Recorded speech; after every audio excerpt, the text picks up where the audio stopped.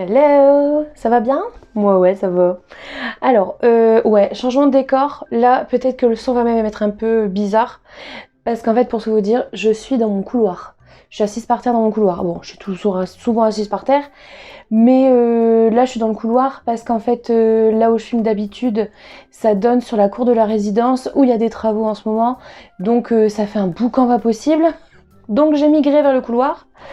Et voilà, j'attendais là que à côté ça arrête de se passer l'aspirateur, ce qui est tout à fait normal, hein, je veux dire de passer l'aspirateur. Donc voilà, entre les travaux, l'aspirateur, le tout, la pluie, l'orage, c'est super, on va s'en sortir. Tout le monde s'en branle, moi le premier. Bref, on y va. Alors aujourd'hui, je voulais faire un petit tag. Oui, encore une fois, on est parti dans le cliché de Booktube, on fait des book tags, etc., etc. Oui, mais je fais ce que je veux, d'accord? Merci. Alors, je voulais faire le mid-year book tag, mid-year book tag de milieu d'année, d'accord? Vu qu'on est la fin juin, ça coupe l'année en deux, comme ça, voilà. Donc j'ai vu moi ce tag sur la chaîne de Christiane Tran. Je sais qu'il y en a plein d'autres qui l'ont fait, hein, mais c'est juste que voilà, j'ai vu sa vidéo à elle. Pas de blablabla inutile pour commencer, c'est parti tout de suite pour les questions. Alors, ma lecture préférée depuis le début de l'année. Évidemment, c'était une question un peu compliquée à répondre, parce que j'ai le coup de cœur assez facile. En fait, je suis très bon public, et voilà, je suis rarement déçue d'une lecture. Enfin bon, j'ai une grosse déception cette année, mais on en parle après.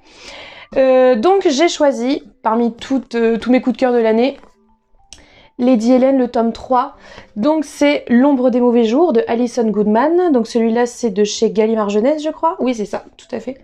Que ma petite sœur m'avait offert à Noël. Et en fait j'ai adoré cette saga.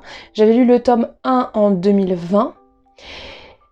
Et il me restait à lire donc tome 2 et 3. Et franchement, j'ai adoré la saga. Le tome 1 est long à démarrer, je trouve. Si jamais vous avez lu, dites-moi en commentaire si ça vous a fait le même effet. Je trouve que le tome 1 est très long à démarrer.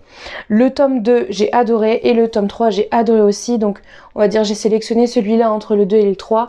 Parce que, bah voilà, c'est la fin de la saga, la résolution, etc., etc. de l'intrigue. Donc, voilà. Tome 3 de Lady Hélène, que je recommande fortement. En 2, on nous demande de choisir la meilleure suite de saga. Encore une fois, ça a été compliqué de choisir. J'ai hésité entre Six of Crows, donc la suite de Grisha. En tout cas, c'est ce qui se passe dans le même univers que Grisha. Mais au final, j'ai choisi Le Roi Maléfique, de Holly Black, qui est la suite du Prince Cruel. Voilà. Donc celui-là, je l'ai choisi en me disant la meilleure suite de saga dans le sens où c'est quasiment meilleur que le début. Voilà. J'ai préféré ce tome 2, en fait, au premier. Voilà, je vous montre. Waouh, c'est joli. Waouh.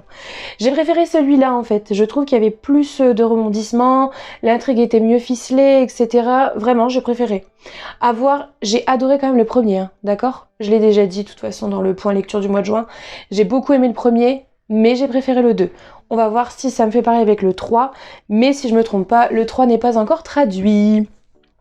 On continue avec une sortie 2021 pas encore lue. Alors, jusque-là, en fait, je pensais vous parler d'un bouquin, mais que j'ai fini hier soir. Ça marche pas. Alors, je vais vous parler, voilà, je vous présenter La vie invisible d'Adi Larue, de Victoria E. Schwab. Il me semble que c'est Victoria, hein, que je dise pas de bêtises. C'est mon premier de l'autrice, en fait, donc je voudrais pas dire de bêtises. Ouais, V.I. Schwab. Victoria Schwab, ouais, on va dire Victoria Schwab. Voilà, c'est mon premier de l'autrice. Donc, c'est une sortie 2021, en tout cas pour la version française. 2 hours later. Je reviens, j'ai une quinte de tout.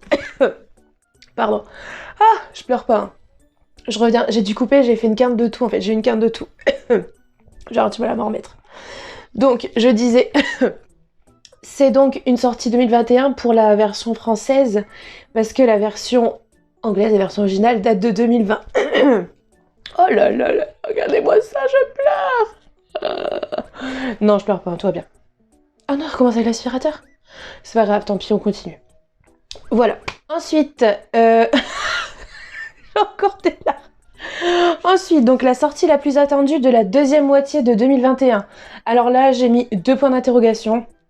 J'en sais rien du tout. Je n'en sais rien. J'ai tellement en fait de bouquins là dans ma palle que j'avoue que j'ai pas trop regardé ce qui allait sortir. Je sais que la rentrée littéraire va arriver d'ici quelques mois, quelques semaines, mais voilà, j'ai pas trop regardé de peur d'être tentée. Je veux dire, je suis assez tentée comme ça en regardant Booktube, en regardant les posts sur Instagram, etc., etc. Voilà, je ne sais pas. Je ne sais pas ce qui va sortir. Je ne sais pas ce que j'attends. Si ça se trouve, il y a des suites de sagas en fait que je suis en train de lire qui vont sortir. Je ne sais pas et limite je vais pas le savoir. Enfin bon, si j'aimerais bien savoir quand va sortir le tome 3 du Tomi Adeyemi. Parce qu'en fait, j'ai pas encore commencé la saga.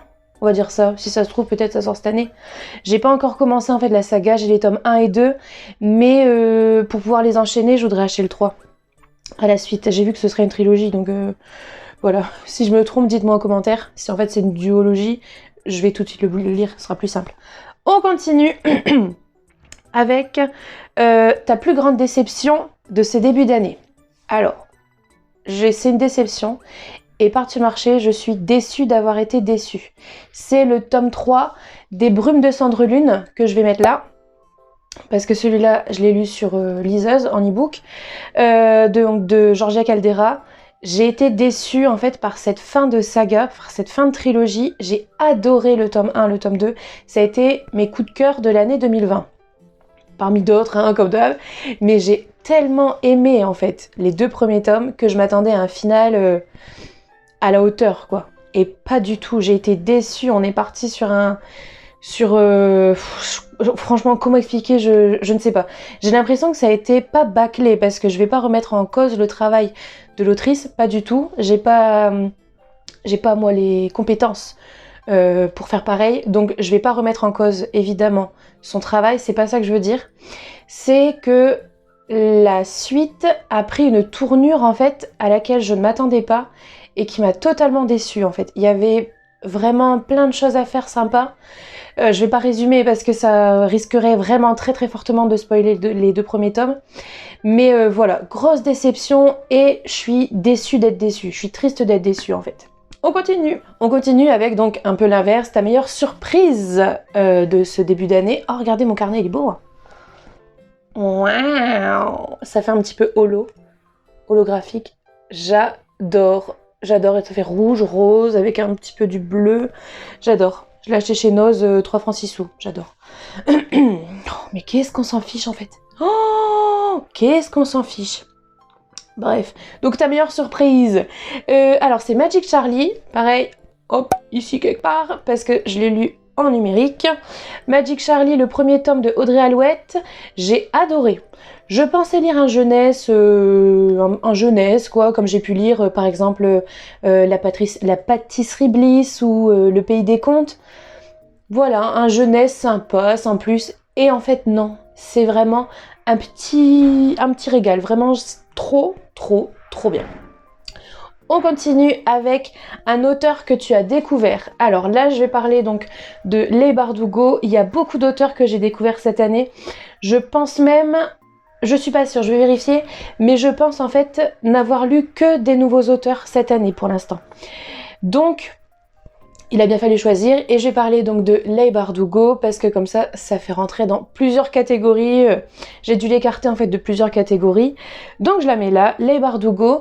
Donc d'abord avec Shadow and Bone, donc Grisha en français, en tout cas sur mes bouquins c'est marqué Grisha. Comment faire à Noël, le premier tome. Et en fait en lisant le premier tome, je dis oh c'est trop génial, je vais pas pouvoir attendre d'acheter la suite. Donc j'ai tout de suite commandé tome 2 et 3. Que j'ai lu dans la foulée, en fait, et je les ai enchaînés, mais très rapidement. Je crois que j'ai lu les 3 bouquins en l'espace de 10 jours, peut-être. Je sais que pour d'autres, ça paraît long, mais voilà, quoi. Bref, je les ai enchaînés. J'ai adoré. Il y en a qui ont été déçus parce que c'est fort jeunesse. Je m'attendais à du jeunesse, donc tout va bien. Moi, j'ai pas été déçue. J'ai adoré cet univers, en fait, vraiment. Et ensuite, j'ai lu, comment il s'appelle ? Six of Crows. Voilà, donc qui se passe quelques années après la fin de Grisha. Et j'ai adoré aussi, j'ai lu que le premier tome pour l'instant, mais tout est déjà dans ma liseuse en fait, j'ai déjà tout, que ce soit donc la suite de Six of Crows, je crois que ensuite c'est Le Chant des Ronces, voilà, des contes comme ça, et après il y a Autour de Nikolai aussi, il y a une duologie je crois, King of Scars, je crois que c'est King of Scars. Pareil, j'ai le premier, le 2 n'étant pas encore sorti au moment où je me suis procuré le premier en fait.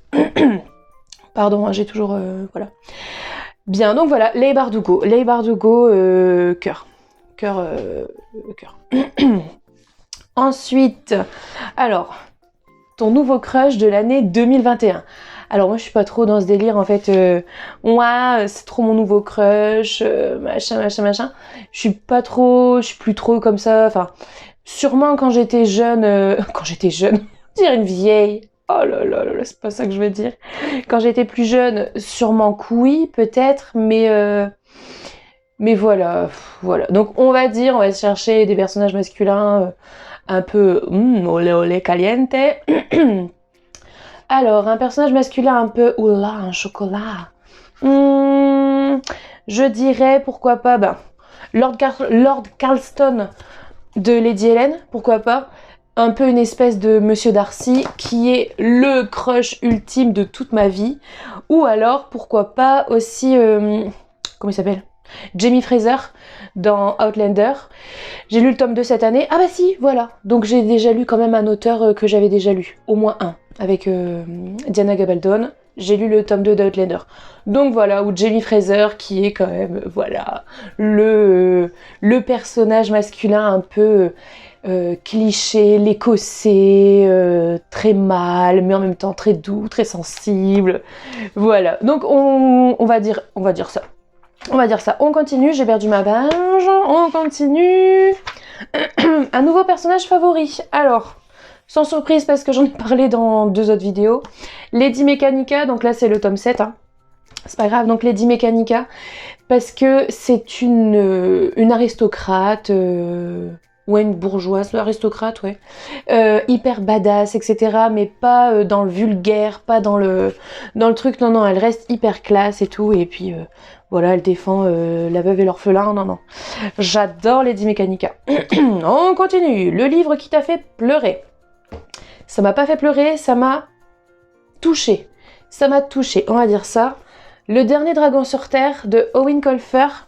Donc ça m'a pas fait pleurer parce que ça fait longtemps que j'ai pas pleuré en lisant un bouquin, mais voilà, c'est touchant, cette relation entre un jeune gamin et un dragon un peu bourru, voilà, c'était touchant, donc voilà, on va dire celui-là. Je recommande, hein. Ensuite, le livre qui t'a fait rire, sourire, je vais le mettre là parce que celui-là je l'ai prêté, on me l'a offert et je l'ai reprêté après. Donc Les Sales Gosses de Charlie Ménétrier McGrath. Donc c'est une petite vieille qui va faire tout voir à son entourage pour ne pas aller en maison de retraite. Non, si justement. Pardon, je dis des bêtises. C'est une petite vieille qui est en maison de retraite. En fait, voilà, j'ai pas relu le résumé parce que j'ai plus le bouquin et j'aurais dû regarder sur internet, sinon... donc une petite vieille qui a été mise en maison de retraite par ses enfants et qui du coup va leur faire tout voir. Elle va se faire passer pour sénile pour leur faire payer en fait. Voilà, jusqu'au jour où en fait ils vont se rendre compte que elle fait semblant. Et voilà, c'était drôle, les situations cocasses au restaurant notamment, à un moment donné ils vont au restaurant avec elle et elle est insupportable, c'est vraiment super. Alors on continue. Meilleure adaptation en film série, j'ai mis l'affiche ici. Shadow and Bone, la saga Grisha de Netflix. Il y a beaucoup de choses. J'ai eu en fait la flemme. Je suis désolée. J'ai eu la flemme de ressortir. J'avais commencé un cahier avec toutes les séries que j'ai commencé, etc., que j'ai regardé en entier et tout. Mais je l'ai pas retrouvé. J'ai eu la flemme de regarder. Et puis voilà, quoi. Le plus récemment, j'ai regardé donc la saga Grisha, Shadow and Bone sur Netflix, l'adaptation donc de Grisha et Six of Crows. Voilà. Ensuite, ton post préféré sur Instagram. Alors là, j'en sais fichtre rien parce qu'en général, en fait, j'essaie de prendre le bouquin sur un fond neutre, que ce soit blanc ou noir, en fait, parce que voilà, je sais pas trop faire, vous savez, avec des accessoires, etc., etc. Peut-être que ça viendra, mais voilà, je trouve que sur un fond blanc ou un fond noir, ça met bien en valeur le bouquin. Donc, Mon poste préféré, je ne sais pas. On continue. Pardon. Avec le plus beau livre acheté cette année. Difficile de choisir, mais j'ai sélectionné Les Saisons de la Tempête de El Cosimano parce qu'il est très joli. Je trouve qu'il est super beau. Il y a celui-là et sinon il y a aussi Le Désert des couleurs d'Aurélie Wellenstein. Voilà, je trouve qu'il est très très beau. En fait, ça rend pas super, ça rend pas comme il est en vrai. Si, en fait, si, c'est pas mal. Voilà, il est trop beau avec toutes les couleurs qui se mélangent là. Voilà, je l'ai terminé hier soir celui-là. Super. Et puis bon, il y a aussi le dernier de la dernière question. Enfin, il y a celui-là qui correspond à la dernière question qui est magnifique aussi. Et la dernière question, c'est un livre à lire absolument avant la fin de l'année. J'ai sélectionné parmi toutes ma part Le Prieuré de l'Oranger de Samantha Shannon. Donc celui-là aussi, la couverture est juste magnifique, quoi. C'est vraiment beau, hein. Il y en a partout sur les côtés, derrière, il est trop beau. Voilà, je le lis en lecture commune avec ma sœur. Ça, à partir de cette semaine, je crois, à la fin de la semaine. Et puis voilà, ça va être trop bien. Ça va être trop bien, il est vraiment trop beau. Ouais, je pensais à ça, les couvertures, etc., etc. Je trouve que de plus en plus, les couvertures sont super belles.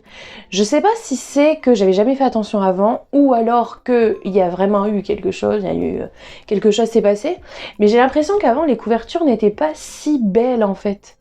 Ou alors, ouais, je sais pas. Dites-moi ce que vous en pensez, mais j'ai l'impression que de plus en plus, ça fait quelques années, là, les couvertures sont vraiment hyper travaillées et donnent vraiment, en fait, envie d'acheter le bouquin. Est-ce que c'est lié au fait, peut-être ils se sont dit oui, il y a de moins en moins de gens qui lisent et du coup on va essayer de compenser en faisant des belles couvertures pour les réattirer vers la lecture. Je ne sais pas, mais en tout cas les couvertures sont juste magnifiques de plus en plus, quoi. Donc ça a été compliqué de choisir pour l'avant-dernière question. Voilà, donc je vous mets les questions dans la barre d'infos. Comme ça, si vous voulez répondre aussi au tag, faites-le. Et puis, voilà, donc on se retrouve la semaine prochaine pour... Qu'est-ce que c'est la semaine prochaine? Le haul du mois de juin. Le haul du mois de juin qui sera beaucoup plus calme que le haul du mois de mai. J'ai été plus raisonnable. Voilà. Eh bien, bonne soirée, bonne journée, bonne vie, vivez heureux et bisous bisous.